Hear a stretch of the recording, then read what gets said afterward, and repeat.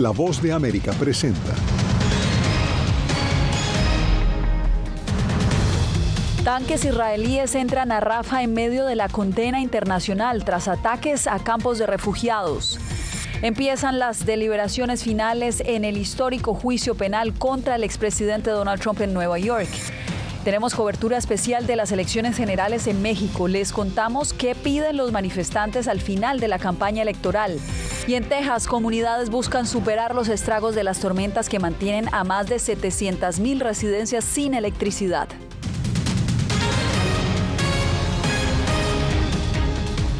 Aquí comienza El Mundo al Día. Bienvenidos, soy Yasmín López. Por primera vez, tanques israelíes entraron a Rafah. Las autoridades de Gaza reportaron ataques a 2 campos de refugiados, pero Israel lo niega. Esto mientras crece la condena de la comunidad internacional. En directo desde la Casa Blanca nos acompaña Jacopo Luzzi. Jacopo, ¿cómo ha reaccionado Washington? Yasmín, empezamos primero con Israel, que ha asegurado que está operando en Rafah de manera dirigida y precisa en respuesta a la presencia de tanques. Pero hablando de Washington, la Casa Blanca, por su parte, dijo que no ha visto por ahora ninguna evidencia de una masiva operación terrestre dentro de Rafah y que los tanques sirven solo para presionar a Hamas. Además, Washington dijo que no hubo ningún cambio de política sobre Israel por ahora, que sigue apoyándolo, pero que seguirá muy de cerca la situación. Este martes, los tanques israelíes por primera vez llegaron al centro de Rafah, la ciudad sureña de Gaza, desafiando la fuerte presión internacional para detener la ofensiva de Israel, que ya ha obligado a casi 1 millón de personas a huir de allí. Esto a pesar de un bombardeo el domingo que mató a 45 refugiados. Israel no lo atribuyó a las bombas. Debido a circunstancias imprevistas, se desató trágicamente un incendio que se cobró la vida de los civiles alrededor. A pesar de nuestros esfuerzos por minimizar las bajas civiles durante el ataque, el incendio que estalló fue inesperado e involuntario. Las autoridades de Gaza reportaron la muerte de 29 personas en 2 ataques contra los campos de refugiados en Rafah por mano de los tanques después de una larga noche de bombardeos, algo que las fuerzas israelíes niegan. La Casa Blanca el martes reaccionó a la avanzada de los tanques. No hemos visto una operación terrestre significativa y estos tanques se están moviendo a lo largo de un corredor que nos dijeron anteriormente que usarían en las afueras de la ciudad para intentar presionar a Hamas. Todavía no queremos ver a los israelíes, como decimos, aplastar a Rafah con grandes unidades en grandes extensiones de territorio. El bombardeo del domingo, sobre el cual la comunidad internacional urge una investigación independiente, llevó este martes el Consejo de Seguridad de las Naciones Unidas a convocar una reunión de emergencia. Entre tanto, un trío de países europeos, Irlanda, España y Noruega, reconocieron formalmente un Estado palestino independiente. Eslovenia dijo que sopesa sumarse. Yasmín, una delegación de Egipto en coordinación con Qatar y Estados Unidos intenta esta semana reactivar las estancadas negociaciones para alcanzar un alto al fuego en Gaza. Al mismo tiempo, el Pentágono dijo este martes que ha suspendido las entregas de ayuda por mar a Gaza después de que el mal tiempo dañara el muelle temporal que había instalado en la costa del enclave y necesitará una semana para repararlo. Quedamos atentos a la información y Jacopo, gracias por el reporte. Y nos vamos ahora a Nueva York porque este martes comenzaron los argumentos finales en el juicio penal que se adelanta en esa ciudad contra el expresidente Donald Trump. En vivo desde la Corte de Manhattan está Ángela González. Ángela, ¿cómo transcurrió la jornada? Yasmín, cerca de 3 horas se demoraron los argumentos finales justamente de la defensa, encabezados por el abogado Todd Bianch, que además dijo cada uno y metódicamente trató de invalidar los testimonios y las pruebas aportadas por la Fiscalía, y también se subió al estrado justamente pues para poder entregar estos testimonios, y también la Fiscalía pues comenzó estos argumentos justamente de cierre, pero hasta el cierre de esta jornada todavía mantenían estos argumentos, lo que quiere decir que puede ser que se extiendan hasta la noche de hoy o hasta el miércoles. Después de escuchar a 22 testigos y de la presentación de evidencias en el transcurso de 4 semanas de lo que se ha llamado un juicio histórico a un expresidente, iniciaron este martes los argumentos finales y se espera que los miembros del jurado inicien esta misma semana sus deliberaciones en el caso penal en contra de Donald Trump por falsificación de registros comerciales por un pago a la estrella porno Stormy Daniels, que habría beneficiado su campaña presidencial de 2016 según la Fiscalía. Trump llegó a la corte acompañado de varios miembros de su familia y en sus declaraciones afuera del tribunal dijo que era un día muy peligroso para Estados Unidos. Ellos debieron haber traído este caso hace 7 años, no a la mitad de mi elección presidencial, cuando estoy liderando por mucho a Biden. Donald Trump no hizo nada mal. Esto es lo que todos están diciendo, excepto nosotros. Tenemos un juez que es corrupto. Analistas creen que a la Fiscalía le faltaron pruebas y el trabajo de la defensa para desacreditar la credibilidad del exabogado de Trump, Michael Cohen, puede ser un factor influyente en la decisión del jurado. La Fiscalía no ha aprobado su caso y ya sabes cómo le darán vuelta a esos resultados los votantes de Trump. Entonces, mi sensación es que si no se puede lograr que el jurado esté de acuerdo y tiene que anularse el juicio, creo que eso se considera una especie de pérdida para la Fiscalía, la victoria para la defensa. Afuera de la corte, el Partido Demócrata organizó una conferencia de prensa en la que participó el actor neoyorquino Robert De Niro, quien calificó a Trump de payaso y dijo que el magnate es un peligro para Estados Unidos. Donald Trump va a destruir no solamente la ciudad, el país y eventualmente el mundo. Y una vez la Fiscalía termine sus argumentos de cierre, se espera que el juez Juan Merchan le imparta al jurado las instrucciones sobre cómo responder este cuestionario, en el que deberán decidir por cada uno de los 34 cargos que la Fiscalía acusó a Donald Trump de fraude fiscal, si lo encuentran o no culpable. Yasmín. Ángela, pues continuaremos monitoreando esta noticia. Manténnos informados.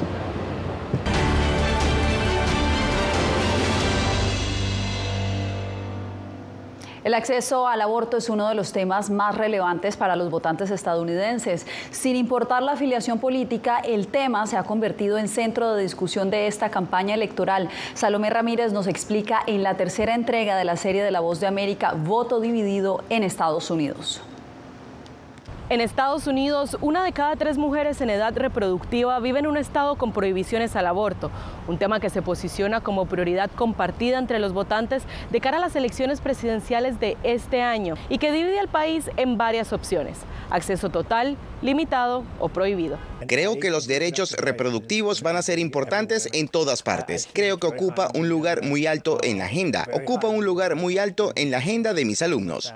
Y es aquí, en la Corte Suprema de Estados Unidos, donde el aborto ha sido protagonista. Y es que la conversación sobre este complejo tema tomó mayor auge en 2022 con la anulación de la sentencia en el caso Roe versus Wade, que protegía el acceso al aborto. Mientras muchos celebraron la decisión, otros lo vieron como un retroceso. La última palabra ahora está en manos de los estados. Hemos visto un daño profundo desde la revocación de Roe v. Wade. El acceso al aborto ahora totalmente depende de su ubicación y sus medios económicos. Estamos en una crisis de salud pública. Desde el punto de vista médico, se acepta que el aborto es matar una vida humana en un periodo de tiempo muy vulnerable. ¿Cómo puedo aceptar eso como ser humano que favorece los derechos humanos? Pero también sé que solo puedo llegar a un acuerdo hasta un punto. La legislación incremental es una estrategia. Según encuestas, un 63% de los estadounidenses dice que el aborto debería ser legal en todos o la mayoría de los casos, mientras un 36% piensa que debería ser ilegal. Pero no todos los bandos son opuestos. En estados conservadores como Tennessee, mayormente en contra del aborto, muchos abogan por excepciones. Una mujer debería acceder a un aborto en los casos de violación o incesto, o cuando su salud está en riesgo. La respuesta de los habitantes de Tennessee, ya sea republicano, demócrata o independiente, es abrumadoramente sí. Pero la legislatura estatal no quiere tener excepciones. Las posiciones sobre el aborto se reflejan en los principales candidatos. El presidente Joe Biden se ha mostrado como un defensor del aborto, mientras el expresidente Donald Trump asegura que los límites deben ser definidos por los estados. Ambos demuestran que los derechos reproductivos serán protagonistas de la campaña electoral. Salomé Ramírez, Voz de América, Washington.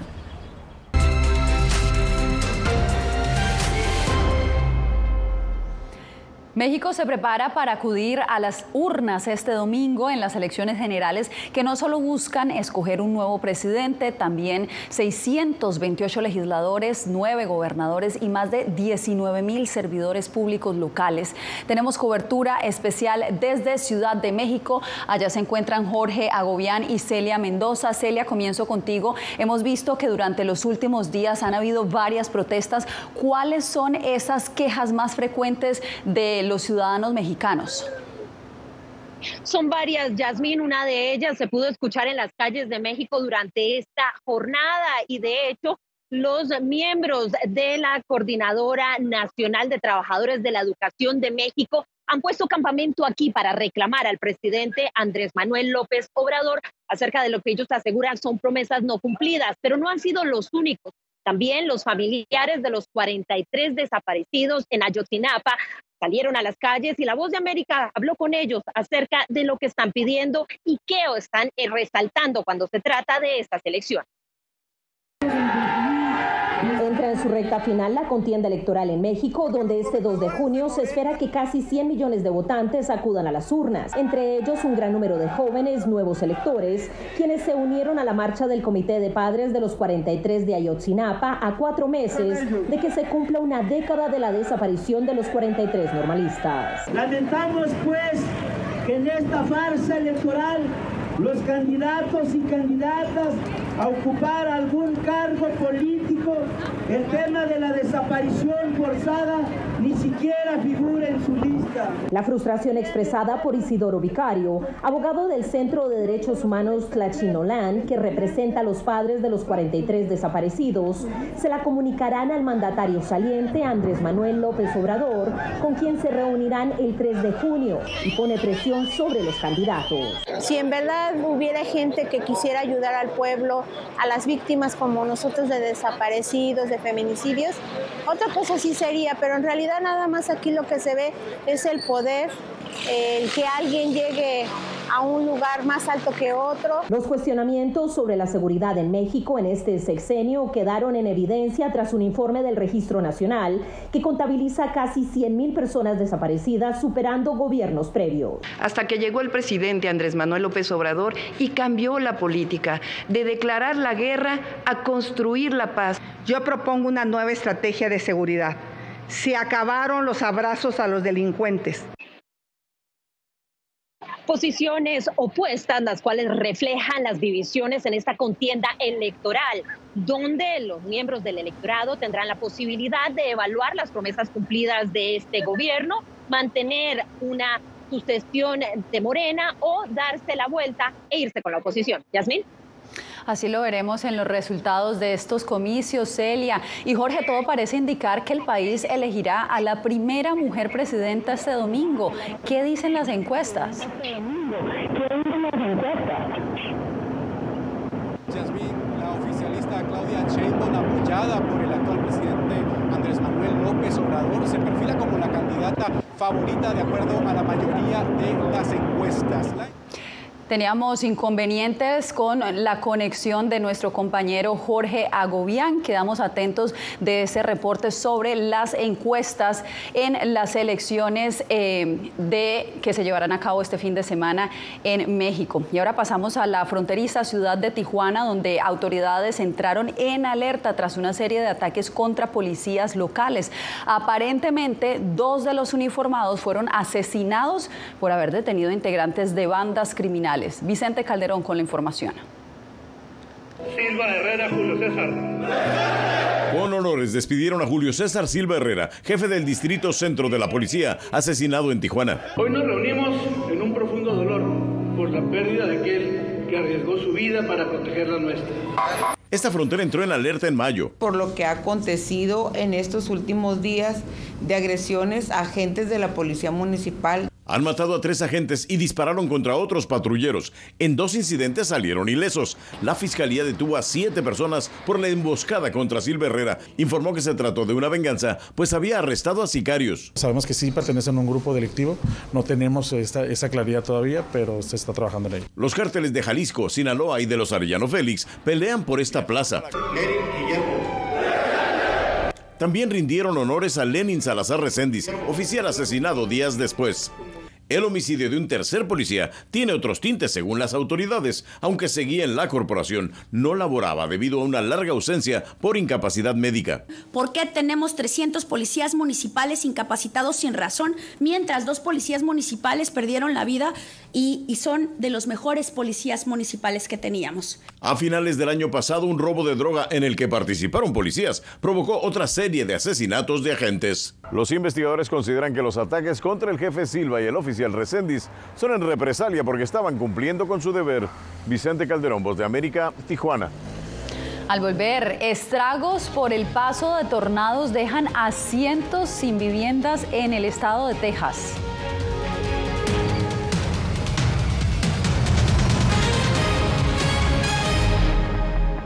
Et j'avais décidé de reprendre le micro et la plume. Periodismo, la prensa libre importa, una producción especial de La Voz de América. Parce que pour moi, le silence pas qu'une option et je voulais reprendre pour faire échec à la terreur. En vozdeamerica.com.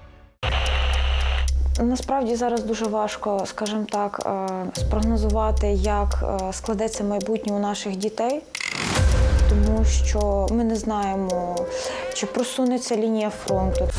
Якщо вона просунеться ближче сюди, ми будемо змушені виїхати. На майбутнє загадувати щось таке. Ідеальний час був для неї. Мене ракета завтра вб'є.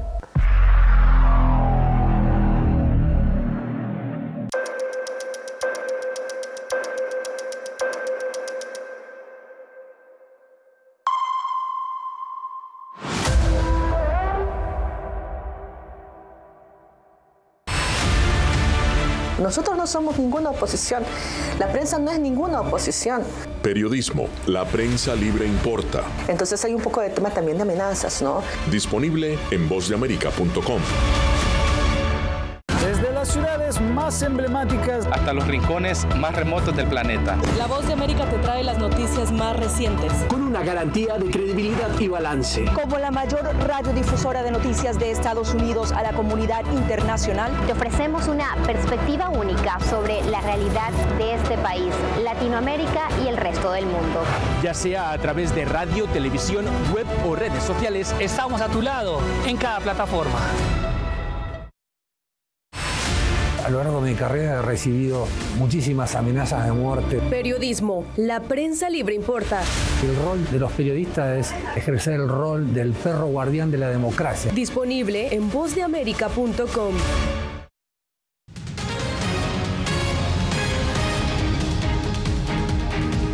El paso de varios tornados en Texas ya deja más de 2 decenas de fallecidos, entre ellos 2 menores de edad. Según las autoridades, el número de tornados va en aumento. Reportan casi 100 en lo que va corrido del 2024. Fernando Mejía estuvo en el lugar de la noticia y nos reporta cómo está la situación el día de hoy. ¿Qué tal? Muy buenas tardes. Yo me encuentro en el pequeño pueblo de Valley View, en el norte de Texas, una de las zonas más afectadas por la reciente ola de tornados que azotó esta región. Esta mañana los damnificados continuaban tratando de asimilar qué fue lo que ocurrió. Estamos sin casa, sin agua y sin luz. Esa es la triste realidad de cientos de familias en esta área. El tornado que tocó tierra en esta región alcanzó vientos de hasta 210 kilómetros por hora. La necesidad es palpable. ¿Qué es lo que más necesitan? De todo, ropa, zapatos, comida y todo. ¿Qué le pide a la gente? Que nos ayude, que tiendan una mano amiga y ayuden a todo el damnificado que pasó esta catástrofe. Pues la teníamos lista, vale que no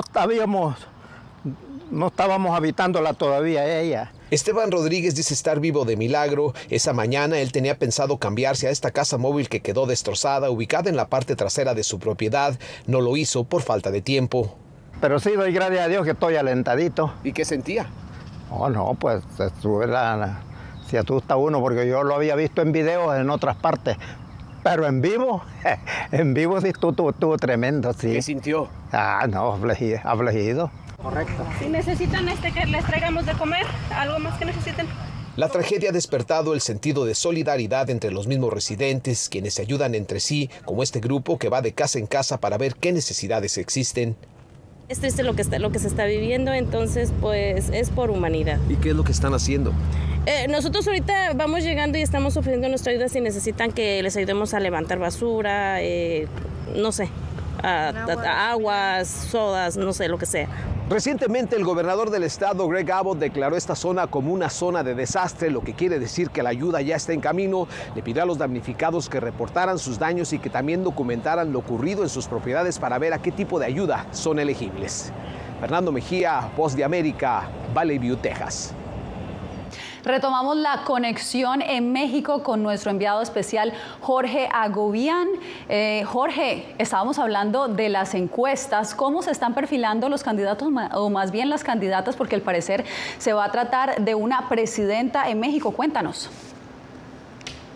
Yasmín y la audiencia de La Voz de América, la oficialista Claudia Sheinbaum, quien es apoyada por el actual presidente Andrés Manuel López Obrador, se perfila como la candidata favorita, esto de acuerdo a la mayoría de las encuestas. La encuestadora Encol, para mencionarlo, realizó un sondeo el pasado 26 de mayo que le da de 20 puntos de ventaja a Sheinbaum. Esta encuesta también arrojó que el 79% de los encuestados mexicanos asegura tener una decisión lista de cara a las elecciones del próximo domingo. En concreto, 53% apoyaría a la candidata Sheinbaum del partido Morena, 31% a la opositora Xóchitl Gálvez y 10% a Jorge Álvarez Maínez. Ahora bien, un nuevo sondeo realizado y publicado durante la misma jornada de este martes por la firma Massive Caller ofrece el panorama de un empate técnico en estas elecciones del domingo con una leve ventaja para Gálvez, que por cierto le había restado a veces atrás importancia al proceso de encuestas. Hay que destacar que la gran pregunta en estas elecciones será sin duda alguna la abstención. Los expertos y los analistas aseguran que estas tendencias que ofrecen las encuestas podrían cambiar considerablemente de acuerdo a la participación del electorado mexicano el próximo domingo en unas elecciones históricas en las que se espera un gran número de votantes, muchos de ellos jóvenes que incluso votarán por primera vez en estos comicios.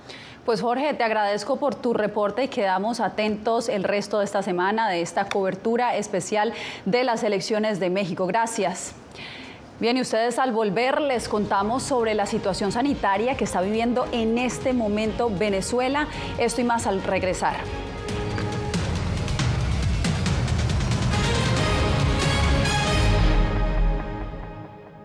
Bienvenidos a Retroboa.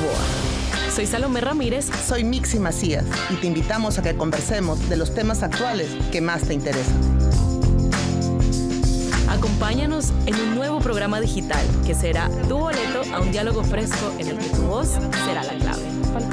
Todo incluido. Conéctate con nosotros muy pronto a través de Retroboa, un podcast en vivo en las plataformas digitales de La Voz de América. Hola, soy Oscar Ortiz Barahona, corresponsal La Voz de América. Ser La Voz de América desde Honduras me permite conectarme con todos ustedes, nuestras audiencias en todos los países del continente, ofreciendo información veraz sobre los temas que más te impactan. Honduras y los Estados Unidos han ejercido labores humanitarias, 40 viviendas. Desde perspectivas humanas y con base en hechos, te informamos para que seas tú quien formes tu propia opinión, porque La Voz de América, la prensa libre, importa.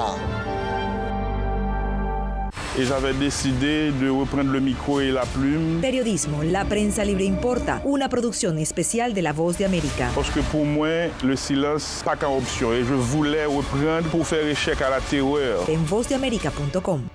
Desde las ciudades más emblemáticas hasta los rincones más remotos del planeta. La Voz de América te trae las noticias más recientes. Con una garantía de credibilidad y balance. Como la mayor radiodifusora de noticias de Estados Unidos a la comunidad internacional, te ofrecemos una perspectiva única sobre la realidad de este país, Latinoamérica y el resto del mundo. Ya sea a través de radio, televisión, web o redes sociales, estamos a tu lado en cada plataforma. A lo largo de mi carrera he recibido muchísimas amenazas de muerte. Periodismo, la prensa libre importa. El rol de los periodistas es ejercer el rol del perro guardián de la democracia. Disponible en vozdeamerica.com.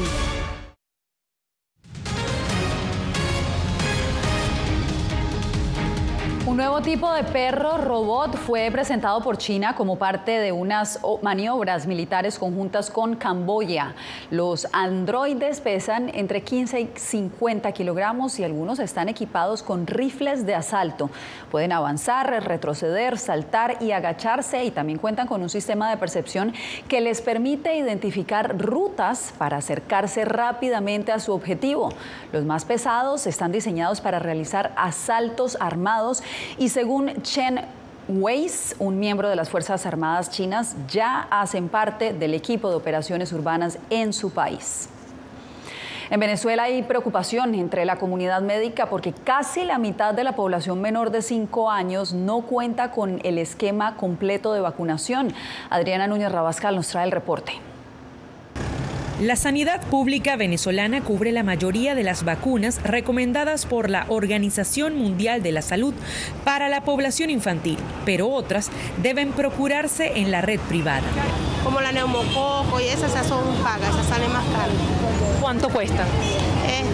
$40 esa. Entonces esa por lo menos no se la puedo poner porque no tengo el dinero como ponerse.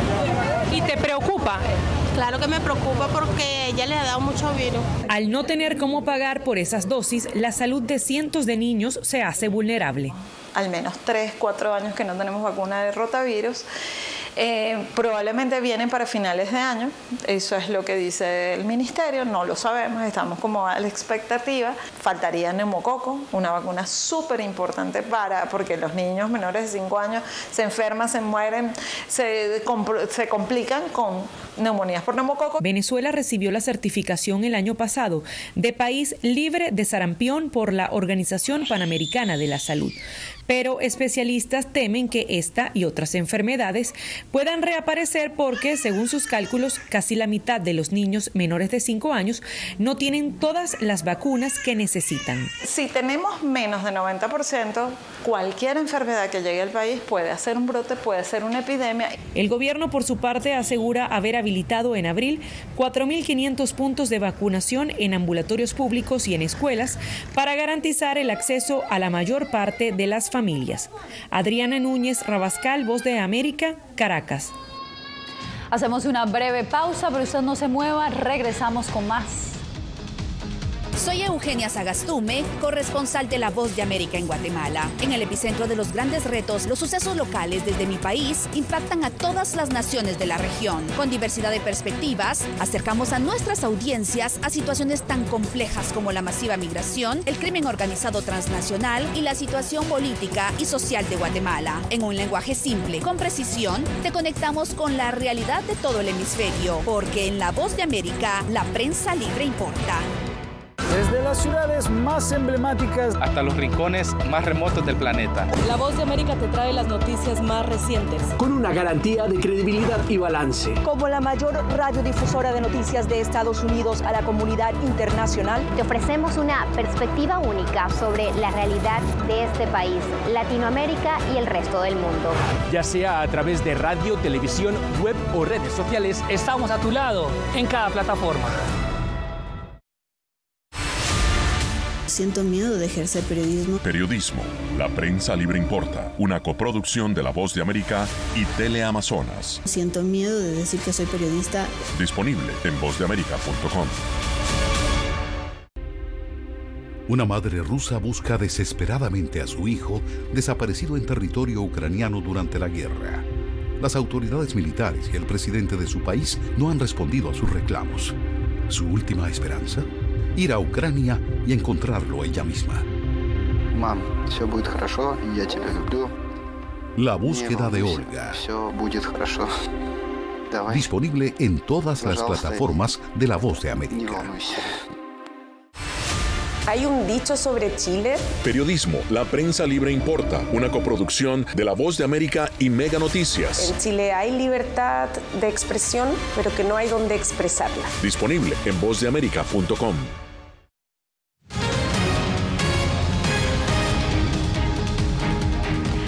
¿Sería usted capaz de tirarse a rodar colina abajo para competir por un pedazo de queso?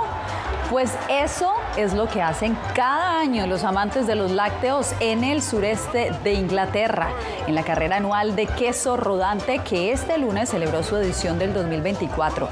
Decenas de corredores persiguieron ruedas de 3 kilogramos de queso en uno de los eventos anuales más extremos de Gran Bretaña. De esta manera me despido de ustedes por hoy.